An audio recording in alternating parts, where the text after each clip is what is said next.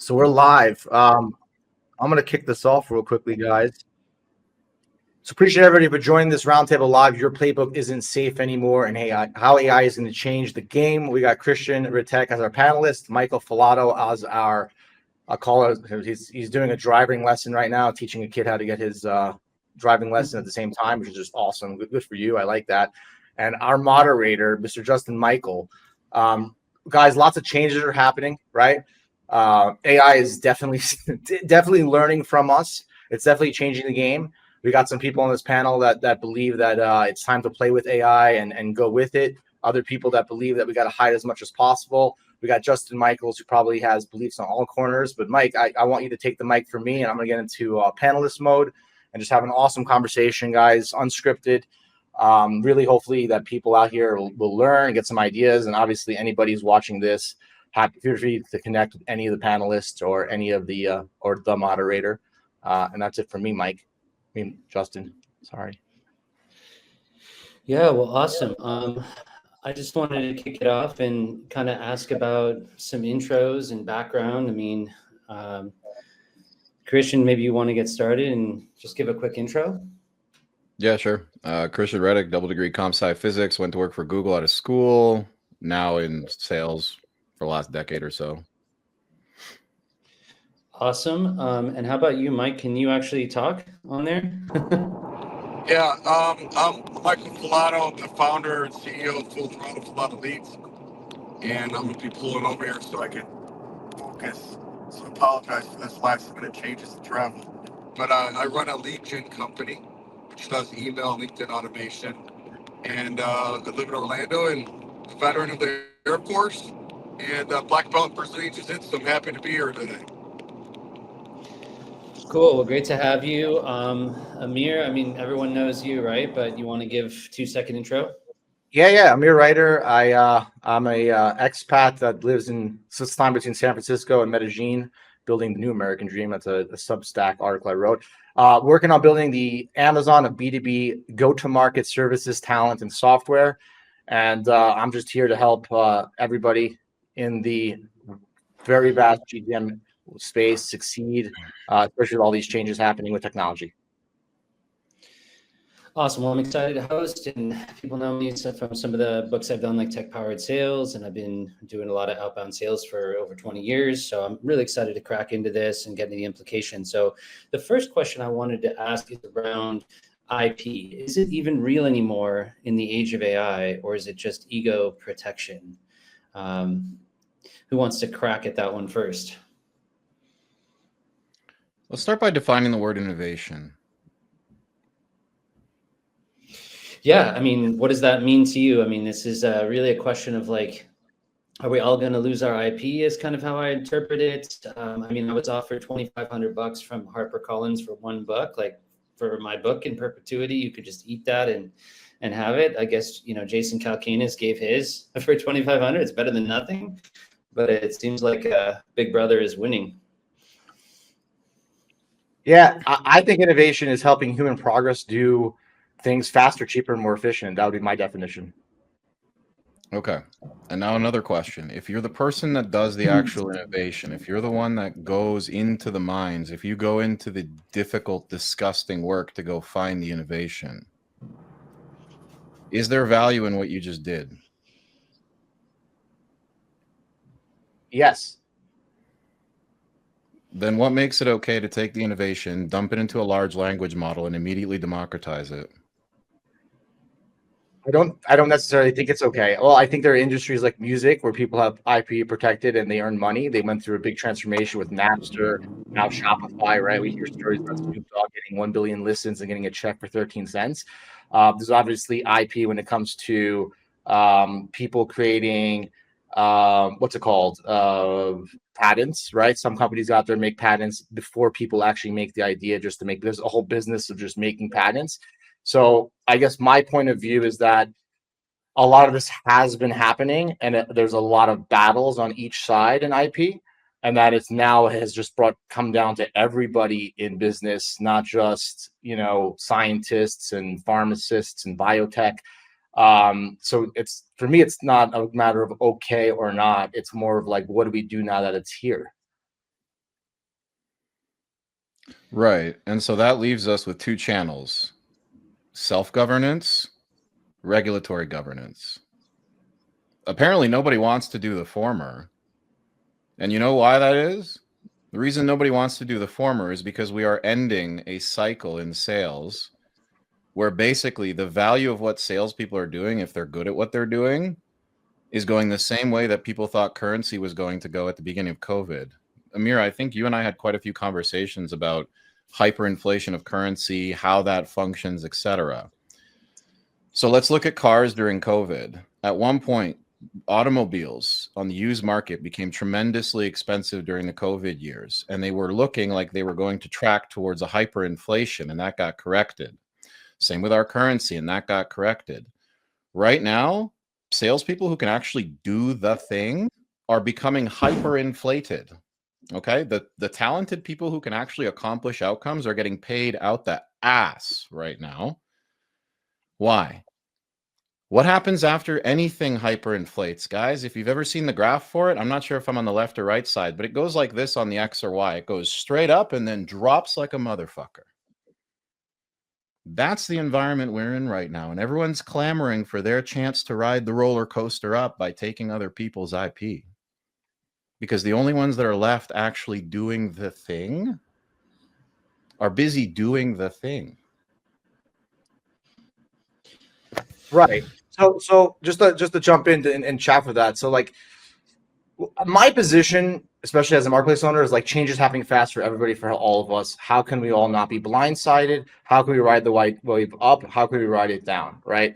My understanding is your perspective as somebody with a immense sense of pride about his IP, who solves people's business challenges with their IP, right? With the how, right? The why you do it, because you want people to succeed. What is with your IP? What I'm understanding is that you're concerned that no one's protecting consultants and trainers and people like you and Justin from is it clear? Is it okay to ask if what you're afraid of is that nobody's protecting your IP? No one is saying, hey, we're going to take it, your IP, but we're going to give you royalties. And is that a safe assumption? No, actually, if you guys are asking what the crux of the bone that I've got to pick with the industry right now is, it's very simple. It's covert IP work. It's not people saying, hey, can I borrow your stuff? It's not people saying, hey, I've used it to great avail. It's not people actually offering credit now. It's, oh God, the door is going to close. I need my 15 minutes of fame. Let me collect every fucking piece of IP I can, not actually prove it, not actually iterate on it, not actually know how to use the tool. Just let me collect this shit like a fucking hoarder, and let me try to put my name on it, use the LLM to ever so slightly tweak the way that they've decided to interact with language, and then republish it. It's not value creation. Right. But I also mentioned not getting royal, that's why I brought up the royalties, saying that like there should be value to it. No. It's not about royalty. Yeah. If you're gonna take other people's work, no problem. Have the stones and the wherewithal to come talk to them. Right. But wouldn't it be better if they asked for permission, publicly said they took your IP, and gave you royalties? I'm also going to ask a question to Justin, because Justin, I know you're the moderator here, but I strongly believe that you and Christian might be on the same side of this coin. So maybe I can ask you, what is your point of view of what Christian just said, and do you agree with him or disagree with him, and why? Yeah, and I definitely want to hear from Michael too. But the number one question I get now is, can I have your book in PDF form so I can just put it into an LLM? And I'm like, yeah, my publisher will murder me in cold blood, right? Because then what's the point of a copyright or Kindle? And then you always see on like All In podcast that we all have to kind of open all the IP, David Sachs, because China has already copied it all. And to be competitive, we have to just hoover up all the IP. But to Christian's point, I mean, for the last 5 years, I mean, I've seen rival trainers, which is very Channel 4 news, basically just deliver the Justin Michael method, get the codexes off the Reddit and just repurpose it. I won't name names on this program. You all know who it is, but they like to wrestle, some of them. But I mean, whether that's true or not, I think what Christian is seeing is people with software companies that literally just clandestinely go, dump the entire LinkedIn feed, every technique into an LLM, and then start selling it as an AI sales bot, allegedly. Yeah, so you do agree with Christian, right? I do. I don't know what the answer is there. I don't know if it's, I mean, in hip hop, you have sampling, right? So if I have a Jackson 5 sample, like the whole Kanye album is like 70s funk and he pays a royalty every time. I guess my question to you guys is like, where do you think the puck is going? Do you think there's an opportunity for us to slow the industry down and to get the proper citations that creators like yourselves need, or do you think the right direction is finding a solution that would allow you guys to get the credit and monetize off all the hard work and all the innovation that you do, right? And this is obviously what people do. There are pharmaceutical companies that buy an idea from somebody who couldn't make it into anything, right? And then they turn it into $1 billion company. So this does happen. Do you, like, what's the solution, if you don't mind me asking? Proof. We treat sales the same way we've been treating hockey cards, the way we treat professional sports, etc. Every single member of our team, as part of their onboarding, they get their hockey card, and our systems just constantly till their hockey card. And all of our team members are baselined against what baseline looks like. So, artifacts of proof. If it is not measurable, it didn't fucking happen. If you're a wrestler and you stole someone's content from Reddit and you repackaged it into a cute teal-colored book, we know who you are. That makes sense, but what are the consequences? Currently, I don't think it can't just be like, I'm not going to be your friend and I'm going to block you, right? Like, and that's kind of like one of the weapons, right? That's what I do. That's what I do. If I catch people sniffing around doing covert stuff, I don't even think about it. Out. Yeah, I mean, I've kind of stooped to satire, sort of like Citizen Kane, and writing satirical pieces, you know. And I think one of the wrestler bros was like, "Enjoy a beer with your mom, bro." Like, nice amount of reviews. So he basically just did like a bro. he read. I was like, "You can't take all material and put it in your blog." And it's just really lame. He's like, "Enjoy your beer with your mom." I was like, cool, like a total locker room talk. So there's no real legality here. I think he made 1.5 million. I think he earned 150K off that. So it's clearly a business genius. Michael Falato, let's hear from you. Are you stopped? Yeah, I mean, I think there's a lot of people repackaging AI. I mean, there's all these different things like Beautiful.ai and Plentiful and all these other AI solutions out there, and they're basically taking the core of other people's products and repackaging it and coming up with a better way to deliver persona-based and ICP-based solution that's better, faster, cheaper than what the general source of it is. So, I mean, we're not going to stop people from taking other people's IP and by complaining about it, but we could point it out. And obviously, the human-based solutions that what we're talking about here with salespeople is that people do matter, but have people do human-based activities and not sit there and press buttons all day. So that's where, I look at AI and I go, well, use AI the right way, but use people the right way too, where now those people are basically doing things like closing, consulting, strategizing. And so they're way worth more than what they were before because AI is basically doing a lot of the top of funnel stuff. So, and if you're going to steal other people's things, you got to live with that. But look at Intel. Intel was a great product solution, but they're also a marketing company. And then you have other people trying to copy them. So you're never going to stop all that. Justin, can I say one thing? I like this comment from Jim Brennan, right? So I'm going to bring up like just an example, right? Who invented taxis? I don't know his name, and I'm not going to look it up right now, right? But like Christian, I'm going to guess question to you. Would you say that like Uber leveraging iPhone's innovations and the internet innovation, would you say that they stole the business model from whoever created the taxi? No. Because the outcome is what I'm looking at. And like I can sort of feel the undercurrent here going on, folks. It's amusing at best. The first principles outcome of a taxi is getting to the location that I'm looking to get to. The vehicle, no pun intended, is irrelevant. Now here's the kicker. What happens when a whole bunch of rival taxi companies show up and they look the same, they talk the same, behave the same? You get into that cab. Sorry to be brash and make this uncomfortable, but you end up in a back alley. You either get raped or you get attacked.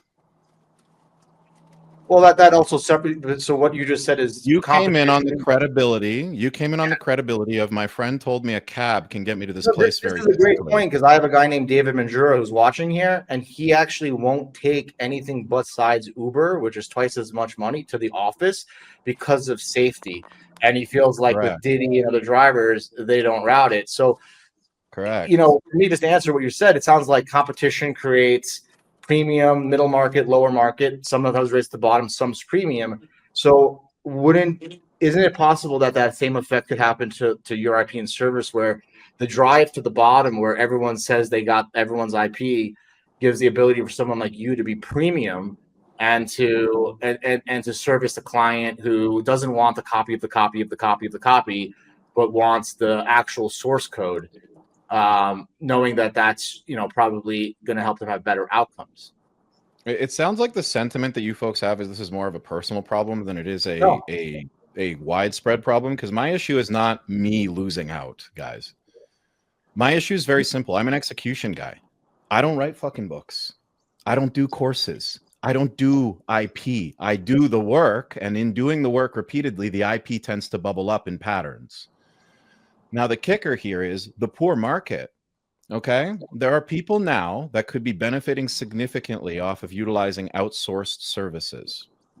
Okay, unfortunately, there are some people who have experienced poor examples of outsourced service where they've purchased not what they thought was Gucci.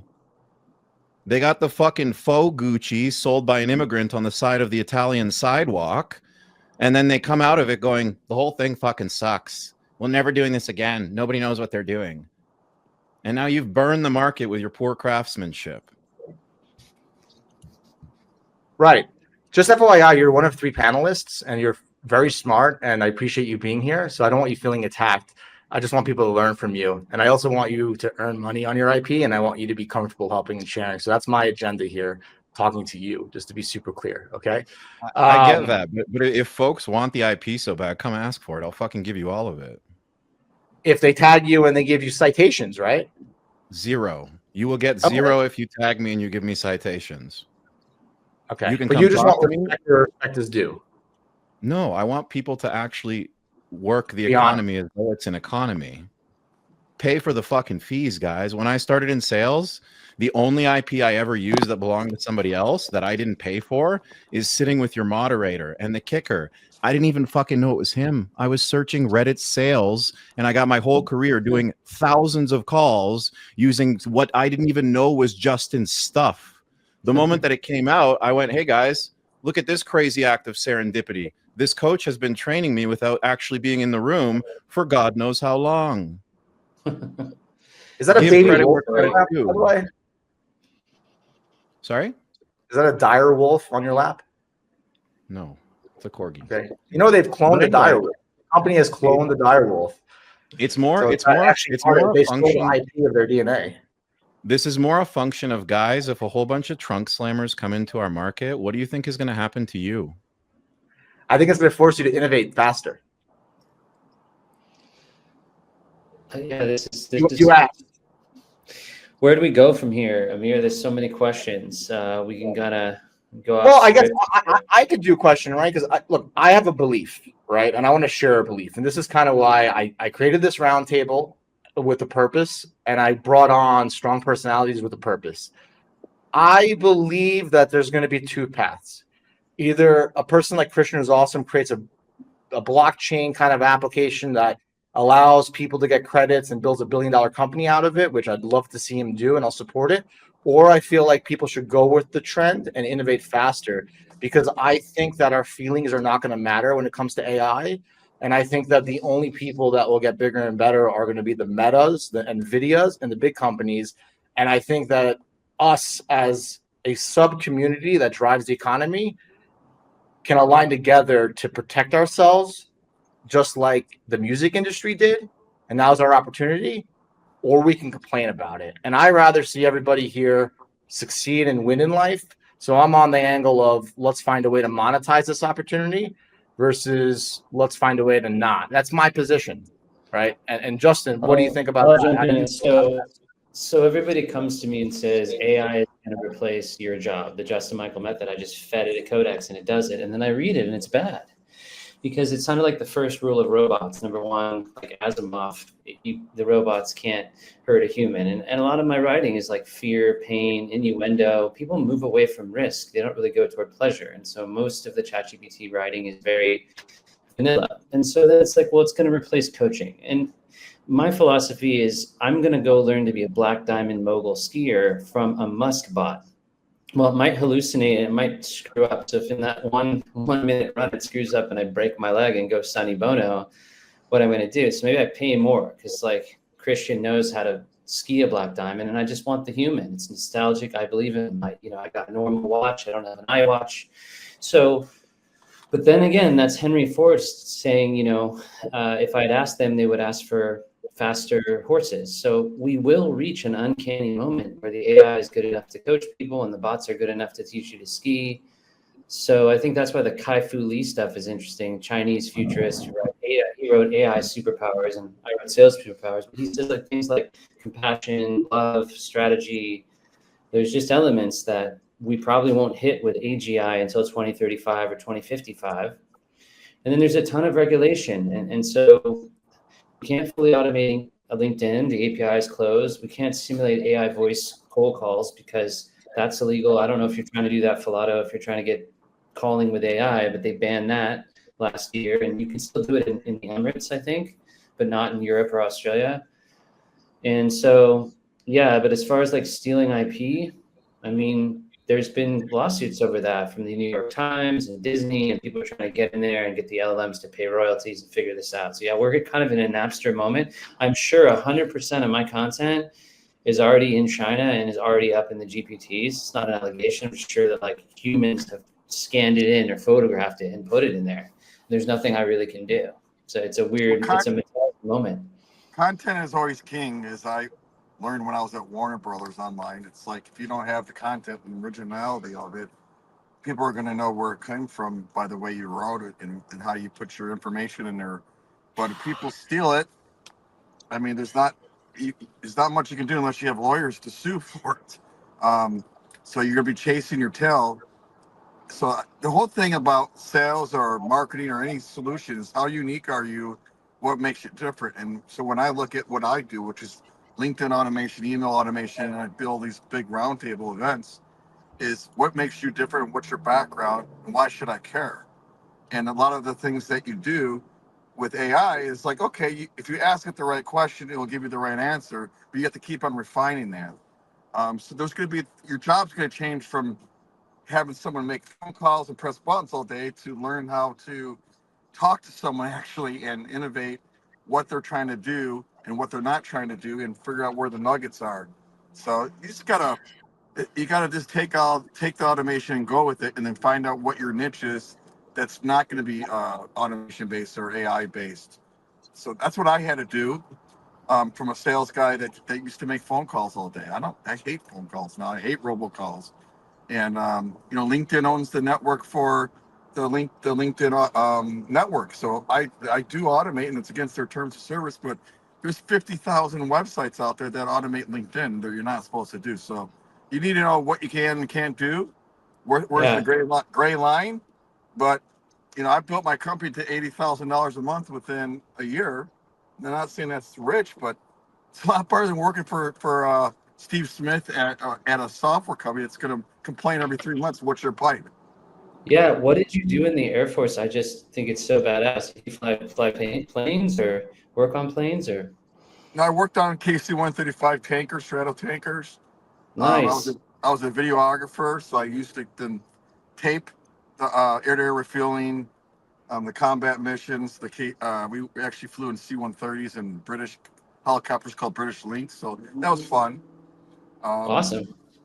But that's that was the reserves. The guys that are the heroes are the guys that coming back here with one arm.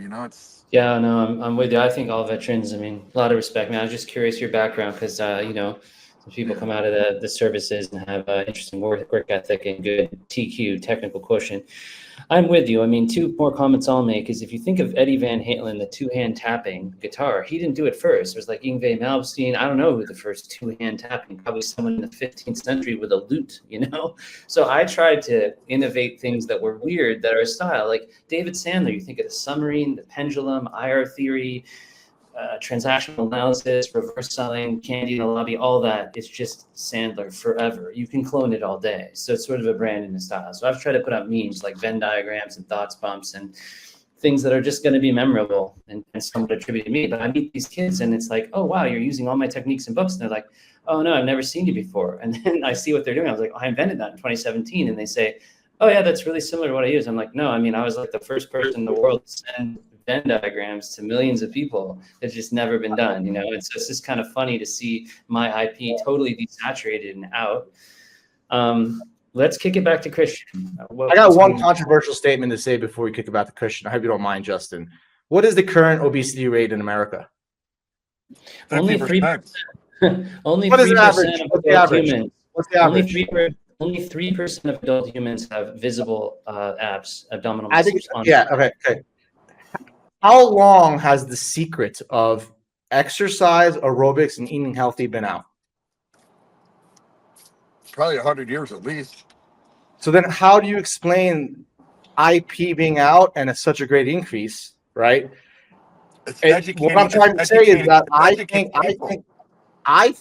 believe that as everyone steals their IP, it's going to become so much noise that people are going to actually lose. They're not going to gain the skills. They're going to lose them. And I think actual leaders like Christian, like Mike, and like you are going to now actually become premium, because while all the masses are playing in the sandbox of the bottom of the pyramid, you guys move up to the top of the pyramid, right? And then they come to you better educated. I know this IP, I know this works, but I just don't have the time. I need you guys as an expert to deliver it through a consulting model, through managed teams, through coaching, how you guys do. So that's my position. I think it's going to benefit the industry. It's done for you. I'm a done for you approach. A lot of people are, right? So are you going to show me how to do it, or are you going to do it for me? Because I don't have time to learn. If you're a founder or STEM guy, you're trying to do everything yourself, you're not focusing on revenue. Revenue is king. If you don't have revenue, you don't have a way to raise money. And build your own money versus taking VCs all the time. Build your own revenue stream. But if you're going to try to do everything yourself and build everything yourself, you're going to spend all your time engineering and not time actually closing deals and coming up with ideas that are actually going to change. Me as a person, 25 years of sales, a guy who was in the military, whatever, you can't repeat that. I'm unique. All these people on the call are unique, but you sit there and just keep on making innovative products, but don't have a different spin on it. You're going to be basically one of many. Christian, is it possible that the theft of IP helps your business and helps you become even higher on the chain ladder? Is that a possibility? No, by the way, are you renting a BMW 4 Series? That's my guess. What kind of car you got?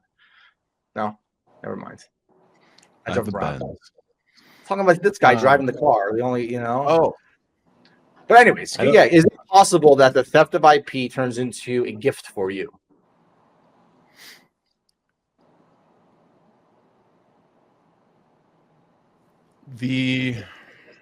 Got him thinking, man. This is a first. This is a Doctor Strange 14,000 realities, one of many. Let me explain why. 7% of your communications, your content. Shout out to Chris Voss. Not the robot. 38% is your tone of voice. 55% is your body language. That's 7% of what you're saying. The unique content of your words, gone. All of our words are currently training models. This video, representing the 38% that also pulls my vocal tone, is now where the curve of innovation is, the digital maturity curve, let's say, for sales. The digital maturity curve for sales right now is, if I wanted to, I could right now train a robot to speak my neurodivergent way by creating enough of a feedback loop for it to train on. After that, once you get my body language, once you can catch the way that I enunciate using my hands, etc., that's 100% of my essence codified inside of the technology. So you're asking me, would this help me or Justin or other people who are capable? Will it help? That depends on the reality we end up in. If we end up in a reality where the things that I'm saying right now are going to be training of an AI SDR or something that's going to allow somebody who hasn't done the work to immediately go from beginner to expert because they're piloting a Christian suit, let's say, that could be a problem. And the reason that will be a problem is because now I have to Justin's point, go defend myself legally and my likeness instead of focusing on execution. That's my concern, is that, yeah, we are going to bubble up with the most capable people kind of getting to the apex of the pyramid. And then everybody else underneath those more capable people are going to start basically mimicking and behaving as such. And we get back to the reality that I presented when GPT was first released, where everything is homogenous. We all sound the fucking same. And the only reason people are doing business with you is because they happen to like something, to Michael's point, that is unique about who you are, until someone else jacks that uniqueness into their model. And we are playing this game back and forth of jacking each other's shit. I got one last question for you. I'm going to ask Justin a question. While someone's putting on the Christian Reitech suit, can't Christian Reitech put on the Elon Musk suit? No.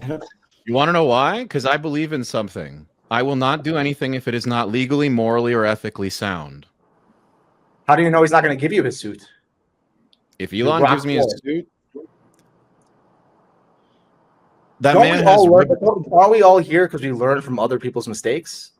I'm like, aren't we free because of all the soldiers who died in World War II? Thank you, Michael Falato, right? Like, isn't all of this possible because of other people's failure? Because where does the line cross? Where do we cross the line from innovation and building upon humans to stealing from humans? I'm so glad you asked.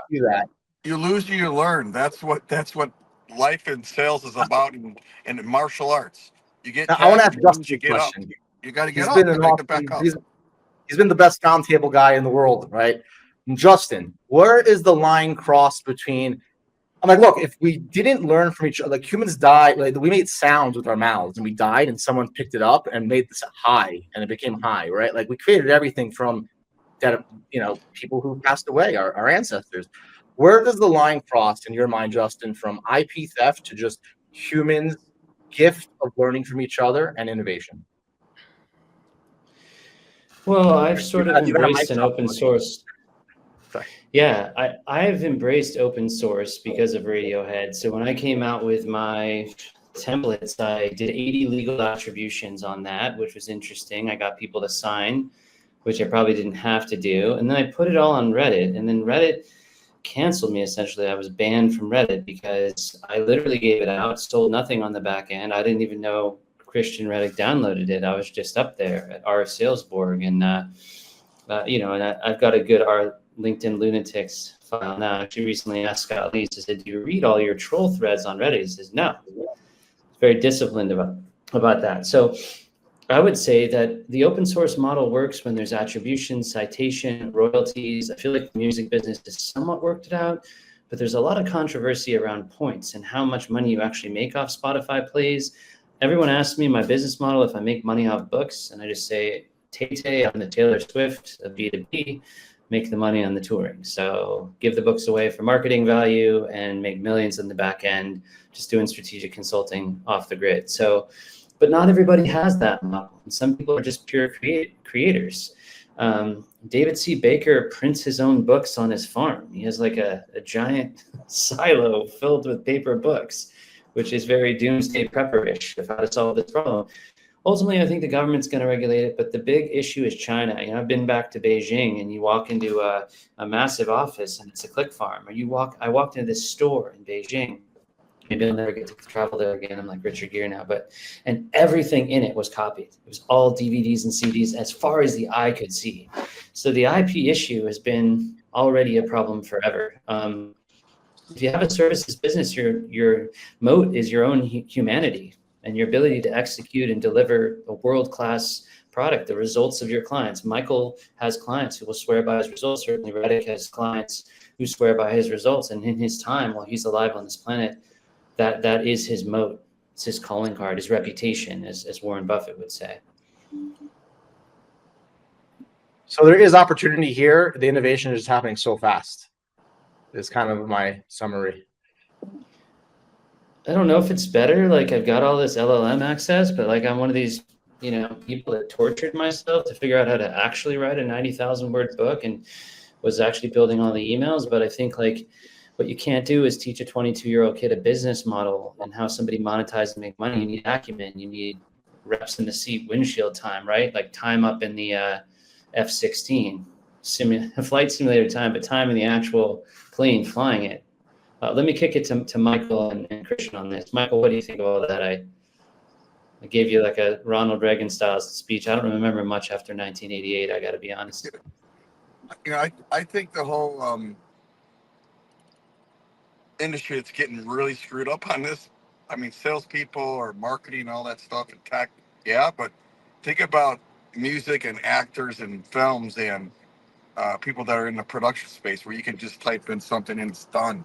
And there goes a lot of people that were getting paid to make music or act or do voiceover. So if any industry is going to get hit, is getting hit hard, or what they did a couple of years ago about their union money and all that stuff in the copyrights. That's what I do for a living is not affected about AI. It makes my job easier, and I'm not worried about people copying me, because again, if you're unique and specific about what you do, that's different. But if you keep on building products and services and solutions that get copied, and you keep on chasing your tail, you keep on chasing people that are stealing your ideas, then there's a problem there. But I worry about what I can control. I'm a pragmatic guy that does things full throttle. It's like I can control A, B, and C. I'm going to focus on that. It makes me money. Everything else is noise. Fair enough. Pareto principle. I like that. Full throttle Falato. It's good. It's got a ring to it. I like it. Yeah. Christian, It was actually given to me by a Marine. I'm an Air Force vet, as you know. Yeah. And so I was sparring with him. He's a black belt at Orlando Police Department. He's like, "You're full throttle all the time," like, because I spar hard. I'm like, full throttle. That's me. So What's that's your how martial art, by the way? Are you jiu-jitsu? Are you mixed martial arts? What do you fight? I do Brazilian Jiu-Jitsu, a black belt in that, and then I do Muay Thai, and I was a wrestler. So I'm a 54-year-old guy that was going to break Amir in half when he was getting rude with me. I would not want to mess with you. So True if you ever, story. Amir was getting I want to be on your all team. lippy, all getting lippy with me, and I say, you know what? Just give me a hug.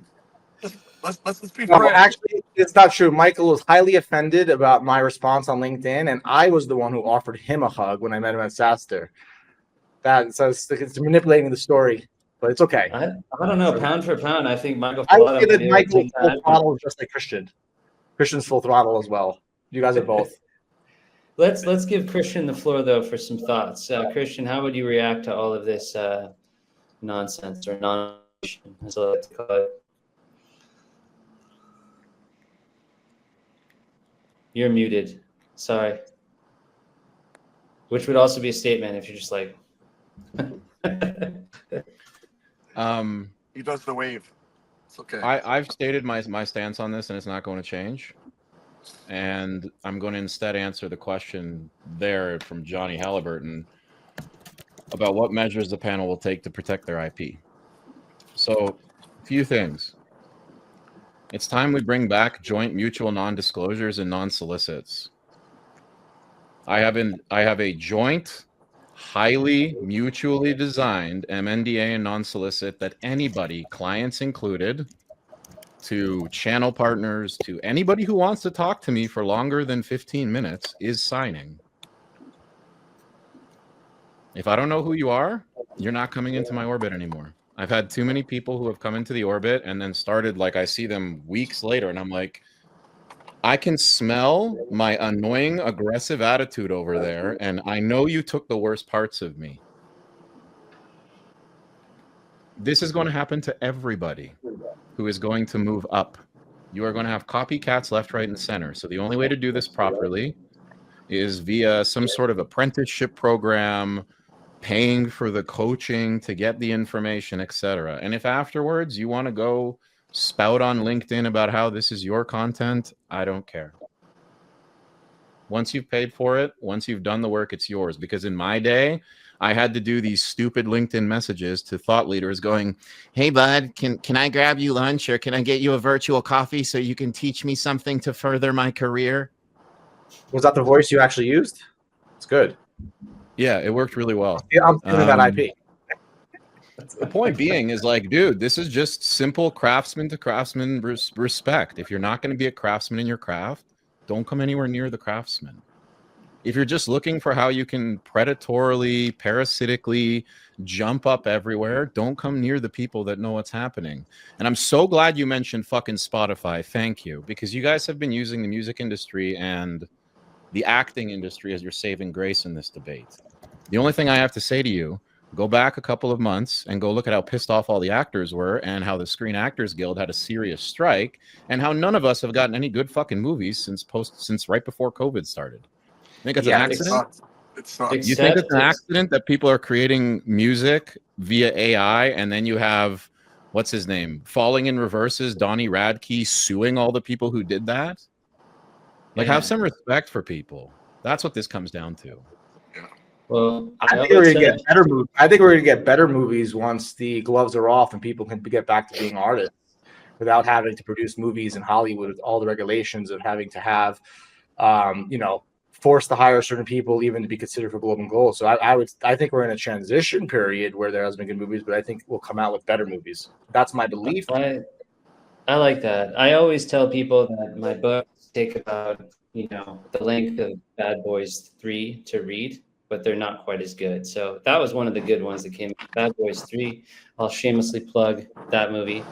On a lighter note, should we take some Q&A, Amir? Good to see I think so. Yeah, I think we've been doing some Q&A. I think we just keep it flowing. If we got some Q&A, yeah. If you think about the best content is still live sports, right? It's not even all this other stuff we're talking about. Watch UFC. Watch the real life draw out of a man versus man, woman versus woman.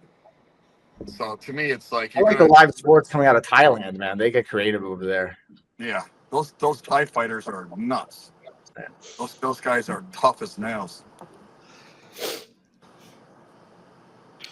This is an entertaining, odyssey into the AI IP wars. I don't know if we're all thinking about this, right? I mean, the number one thing, I had this Slovenian PhD come and harvest all of my books with my help, and it was created a Justin Michael bot, and you could talk to it.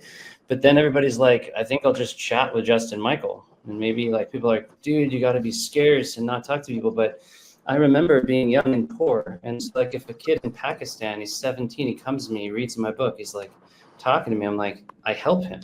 Because I remember what that felt like to grow up in Hollywood and have, what movie were you in? What car do you, all this stuff. And so that's one thing in the B2B industry that I sort of rail against, is people that think they're, Jay-Z because they now have a red book on Amazon. I mean, I think humility is really important. Just as a side note. So I don't know, if I had protected my IP, I think it would have been toast. There's a organization that rhymes with Bandler. Well, sorry, I didn't say that. There's some litigious folks that very much are effective at protecting their IP, as they should be. So the only way to do it is like the bully with the stick. You got to have great attorneys. And there's a mouse-based company that has thousands of attorneys. So, but that's not available for the common human. So what do we do? How do we protect ourselves? Very, very crazy. Justin, cool. I answer Eddie's question. Oh, sorry. No, go for it. I just want to do a quick Q&A with Eddie. So Eddie just asked if the ChatGPT is a SaaS tool, does that mean sellers will be promoting ChatGPT or another primary AI provider? I feel like we're in a transition period, Eddie, right now, where just the way like Google, first it was America Online, AOL could have dominated the world if they wanted to, right? And then there was Firefox and all these browsers. I think it's going to go from browser domination to LLM domination. It's going to be Gemini.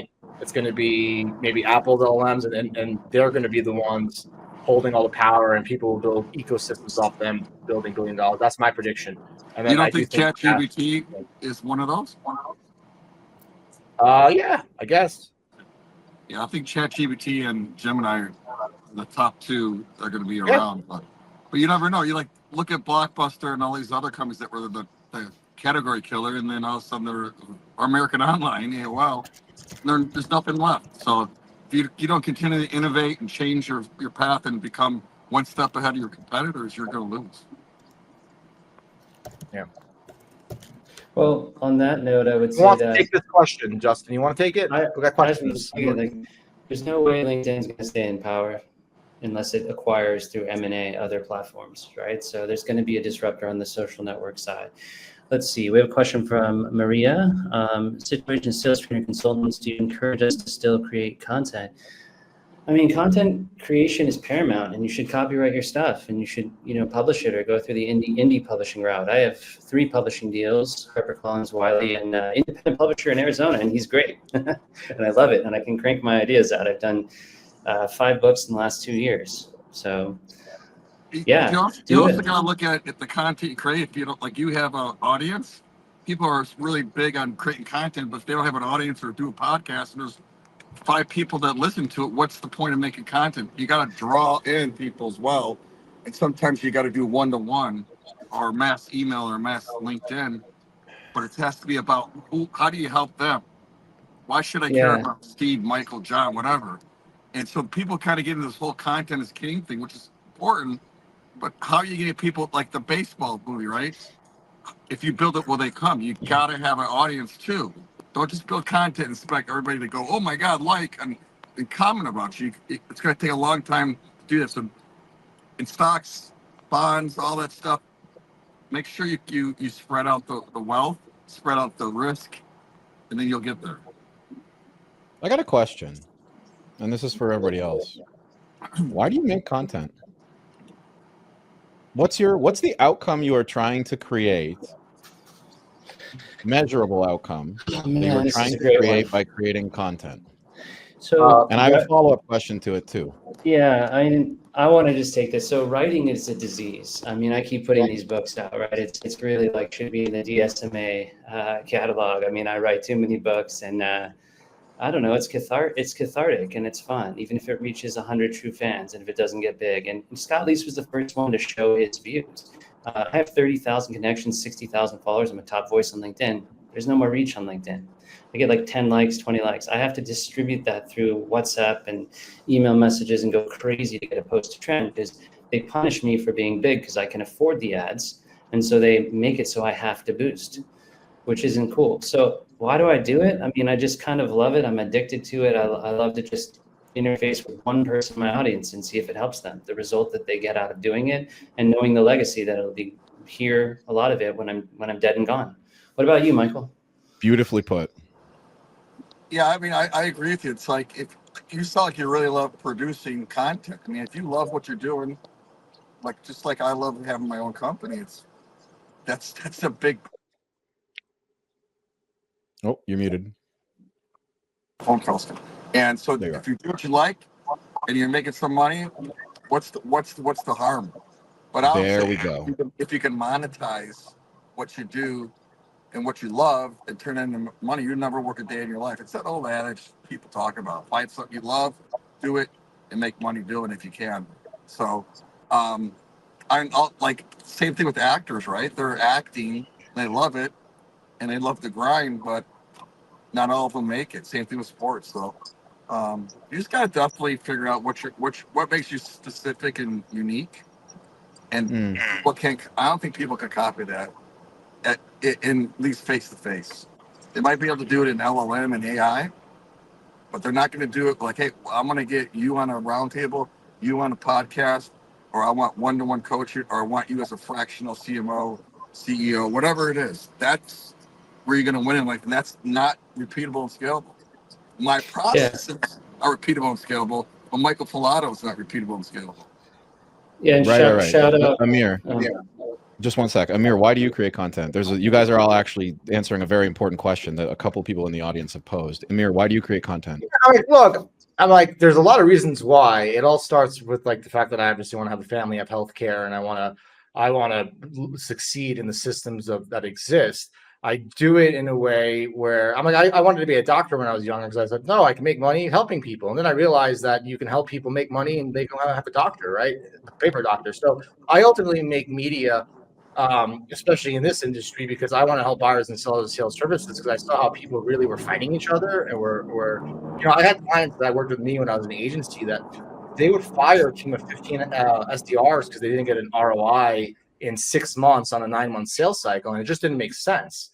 So I create content because I want to help people. I tell people the truth. I want to help people. I even wrote an article on Substack that has nothing to do with business called Medellin is the New American Dream. Why did I write that?